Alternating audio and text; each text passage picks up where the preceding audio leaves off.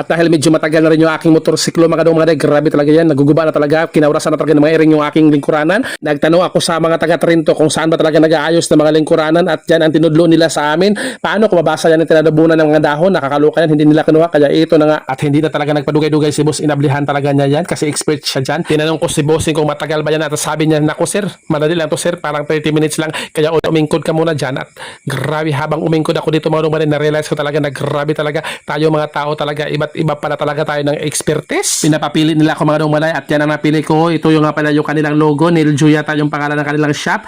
Marami sila dito mga design, makapili ka talaga at nagsuggest sila, sir, what if sir, ito mga 3D yung papiliin mo sir? Pagtingin ko sa 3D ako, nakakalibat yan, makakalibat sa aking mata. Tingnan mo na at nilagyan na nila yan ng mga plastic. Yun, grabe akala ko, grabe na nasashock talaga ako bakit nilagyan ng plastic.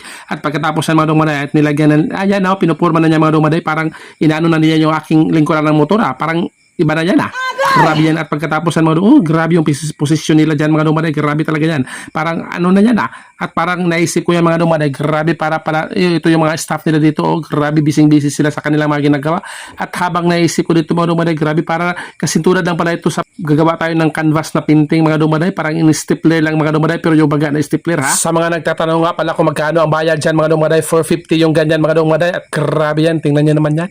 Kaya kung magisin na yung mga lingkuranan nyo sa motor nyo, punta na kayo dito. Grabe talaga yan. At pusilin pala tayo ni Kuya. Yan ang gawin sa'yo kapag hindi ka na nagbayad. Mapupusilan ka talaga. At yan naman naman malapit na matapos. Kinunting na talaga ni Bossing. At grabe yan, tinaod niya sa aking motor. Grabe. Shout out naman sa may-ari ng motor. Bakit? Walang hugas yung motor mo. Nakakaluka talaga yan. Nakakahiya ka. At very satisfied ako sa kanilang ginagawa. O tingnan nyo na aking motor. Parang nabago na siya. Grabe yan. Tingnan nyo yan. Wow!